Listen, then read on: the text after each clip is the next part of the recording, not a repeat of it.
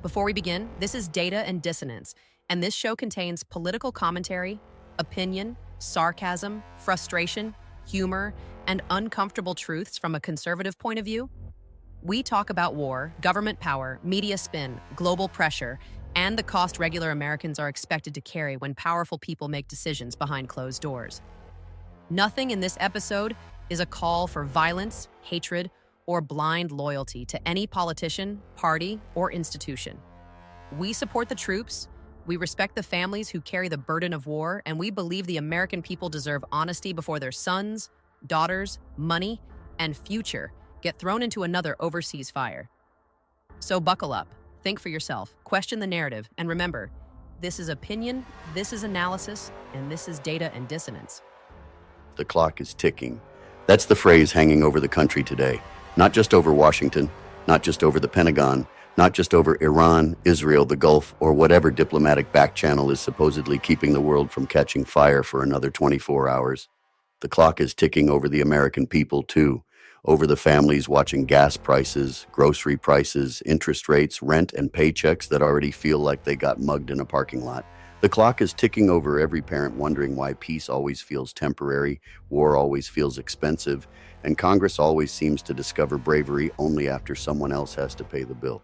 Today, President Trump is warning Iran that time is running out. At the same time, reports say there are serious negotiations happening behind the scenes, enough to pause a possible military strike, at least for now. And that is the part people need to pay attention to, because this is where the media usually splits into two fake camps.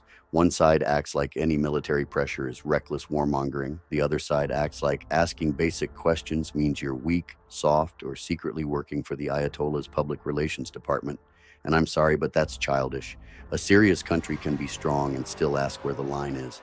A serious country can pressure an enemy and still demand a clear objective. A serious country can support its commander-in-chief and still say, before we start launching missiles, somebody better explain the end game. Because we have seen this movie before. Different cast, same script, tense meetings, anonymous officials, emergency briefings, maps on screens, tough language, cable news generals looking like they were grown in a lab somewhere under Lockheed Martin. And then regular Americans get told, don't worry, this is limited, targeted, strategic, temporary, necessary, controlled, proportional, and absolutely not another long-term conflict, which is usually government speak for, we have no idea how long this is going to last, but we already printed the invoice. So tonight we're asking the question nobody in D.C. once asked plainly. If the clock is ticking, what exactly is it ticking toward? A real peace deal? A better nuclear agreement? A wider war? A political test? Or another situation where the American people are told to shut up, wave the flag, and wait for the consequences to show up at the pump, the grocery store, and the kitchen table? This is Data and Dissonance. I'm Artie. Let's get into it. Here's where we are tonight. Trump has turned up the pressure on Iran again, warning that time is running out for a deal, while reports say military action was delayed because serious negotiations are taking place. That sounds like strength. It also sounds like a high-wire act over a pit full of gasoline. And before anybody starts screaming, yes, Iran cannot be allowed to run wild with nuclear ambitions, terror networks, shipping threats, proxy militias, and regional chaos, like they're playing Risk with real people's lives. That regime has been a problem for decades. Nobody serious should pretend otherwise. But the question is not whether Iran is innocent. The question is whether Washington has learned anything from the last 25 years. Because this is where conservatives need to be honest with ourselves, too. We can support Trump's pressure campaign and still demand accountability. We can want Iran contained and still not want another endless foreign commitment. We can believe peace through strength works, while also remembering that strength without strategy becomes expensive noise. And I know that makes some people uncomfortable because politics has trained everybody to pick a jersey and defend every play like it's the Super Bowl. But this isn't fantasy football. This is war power, national security, oil markets, military families, and American credibility. The part that frustrates me is how predictable the media reaction becomes. The same people who called Trump reckless for being tough will also call him reckless if he pauses. If he strikes, they'll say he's dragging America into war. If he negotiates, they'll say he's giving Iran room to breathe. If he threatens, they'll call him unstable. If he backs off to let diplomacy work, they'll say he blinked. And that's why I don't trust the media's moral panic machine. They don't analyze strategy, they analyze how to make Trump look bad by dinner time. But just because the media is dishonest does not mean every criticism is fake. That's the trap. Too many people think that because CNN, MSNBC, and the blue check panic choir are hypocrites, every question about foreign policy must be ignored. No, that's how regular people get walked into wars they never voted for, with goals nobody defined, deadlines nobody believes, and costs nobody admits until it's already too late. You can hate the media and still demand answers from your own side. That's not betrayal, that's citizenship. And the first question is simple. What does victory look like? Not the slogan, not the press conference line, not the dramatic Eran will never have a nuclear weapon statement, because of course that sounds good. Everybody agrees with that. But what does the actual deal require? What inspections? What enforcement? What happens if Iran cheats? What happens if Israel acts first? What happens if shipping lanes remain threatened? What happens if China or Russia decides to play spoiler behind the scenes? What happens if oil spikes and working class Americans get hammered again? These are not anti Trump questions. These are adult questions. The second question is this: who pays? Because that is the part Washington always hides behind the curtain. Every time there is a foreign crisis, the political class talks about values, security, alliances, stability, credibility, democracy, deterrence, and global order. Fine. Some of that matters. But then the bill comes home. Gas goes up, groceries go up, insurance goes up, interest rates stay painful, contractors get richer, politicians get on television, think tanks clap like trained seals, and the American family sitting at the kitchen table is told to be patriotic while they figure out which bill can wait another week. And I'm sorry, but patriotism does not mean pretending math isn't real. Patriotism does not mean applauding every overseas escalation like it's a halftime show. Patriotism means caring enough about the country to ask whether our leaders are protecting America or just performing toughness. It means understanding the difference between defending U.S. interests and drifting into someone else's nightmare because nobody wants to look weak on camera. Now, I'll give Trump credit where I think credit is due. Pressure matters. Iran understands force. The regime understands consequences. They do not respond to strongly worded letters, diplomatic poetry, or whatever the State Department serves with room temperature water and stale conference pastries. There are times when the only reason bad actors come to the table is because they believe the alternative is worse. That is real. That is how deterrence works. And if the threat of force is what got these negotiations moving, then that matters. But pressure only works when it has discipline behind it. Pressure without discipline becomes chaos. A deadline without a strategy becomes a dare. And a military threat without congressional backbone becomes another chapter in the same old DC book where lawmakers hide behind the president when things are popular and run to the cameras when things get ugly. Congress loves to outsource courage. They love to let the executive branch make the hard call, then show up afterward acting shocked that power got used. It's the political version of lighting a grill, walking away, and then blaming the burger for catching fire. And that's why the war powers question still matters. I don't care which party controls the White House.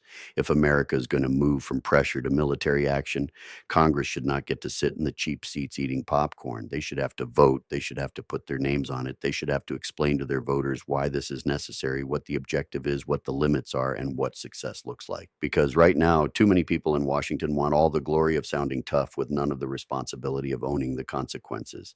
That's especially true for the Republicans who love the America First label until the foreign policy establishment starts whispering in their ear. America First does not mean America weak. It does not mean isolationism. It does not mean letting Iran threaten allies, shipping, energy markets, or U.S. interests. But it also does not mean America pays first, America bleeds first, America explains later. If America First is going to mean anything, then the American people need to come first in the calculation, not last, not after the contractors, not after the donors, not after foreign capitals. First. And for Democrats, spare me the sudden concern about war powers if you only discover the Constitution when Trump is in office. The left spent years pretending executive power was wonderful as long as their guy had the pen. Now suddenly they're all James Madison with a tote bag. Please. If you want Congress to reclaim its war authority, then mean it when your side holds power too. Don't just use constitutional restraint as a weapon against presidents you hate. Use it as a standard for the country. The other layer here is the economy. People are tired, and not fake tired, real tired. The kind of tired where every trip to the store feels like a math test. The kind of tired where families are working more and falling behind anyway. So when Americans hear Eran crisis, they don't just hear foreign policy. They hear gas prices, they hear supply chains, they hear another reason why everything they need could get more expensive, while every expert on television explains that it's complicated. Yeah, no kidding, it's complicated. So, is rebuilding an engine, but if the mechanic keeps charging me and the truck still doesn't run, I'm eventually going to ask whether he knows what the hell he's doing. And that's where Trump has a real political risk. His supporters want strength, but they also want relief. They want borders secured, jobs protected, prices lowered, cities cleaned up, and government held accountable. They did not sign up for another open ended foreign policy maze where every answer is just trust us. The trust account in this country is overdrawn. Washington spent it, the media spent it, the intelligence community spent it, the foreign policy class spent it. And now, when leaders ask Americans to believe them, a lot of people are sitting there thinking, you people lied, botched, spun, classified, leaked, denied, and cashed checks for decades. Why should we just nod along now? That does not mean America does nothing. It means America needs clarity. It means if Trump is using pressure to force a better deal, then good, but define the deal. If military readiness is being used as leverage, then say what the limits are. If Iran is being given one final chance, then tell the American people what happens next if they reject it. Not every operational detail needs to be public. I understand that. Nobody is asking for classified plans on a podcast, but the broad mission has to be clear. The American people deserve more than trust the process from the same city that can't balance a budget, secure a border, or explain why everything costs more than it did 5 minutes ago. And here's the truth. Trump may be the only kind of leader Iran takes seriously. That's the argument his supporters make, and there is a real case there. The unpredictability, the willingness to apply economic pressure, the refusal to play the polite diplomatic game, all of that can create leverage. But leverage is only valuable if you know what you're buying with it. If the end result is a verifiable agreement that keeps Iran contained without dragging America deeper into war, that's a win. If the end result is just a pause before the next escalation, then we better be honest about that too. Because the clock is ticking in more than one place. It's ticking in the negotiation room. It's ticking in the Strait of Hormuz. It's ticking inside the Pentagon. It's ticking on Capitol Hill. It's ticking at gas stations. It's ticking inside every home where people are trying to keep their family afloat while the powerful talk about global strategy like regular Americans are just background extras in the movie. So my position tonight is pretty simple. Be strong, be clear, keep Iran boxed in. Do not let them get a nuclear weapon. Do not let them threaten Americans, our allies, or the global economy without consequences. But also, do not insult the American people by pretending every hard question is weakness. We are allowed to ask what the mission is. We are allowed to ask who pays. We are allowed to ask where Congress is. We are allowed to ask how this ends. And we are damn sure allowed to ask whether the people making these decisions have learned anything from the last generation of foreign policy failure. The clock is ticking. Fine. Then Washington better stop wasting time. Data and Dissonance is independent, self-funded, and built from the ground up by one creator trying to keep the mic on, keep the message moving, and keep speaking truth in a world addicted to spin. If this show makes you think, laugh, question the narrative, or yell at your dashboard on the drive home, the best way to support it right now is simple. Follow the show, share the episode, leave a rating, subscribe on YouTube, and tell one person who still has enough brain cells left to question cable news. The merch shop may not always be running full speed, but the mission still is. Data and Dissonance is here to speak truth, stir thought, and keep punching above its weight. Here's what I keep coming back to tonight. America is not weak because its people ask questions. America is weak when its leaders refuse to answer them.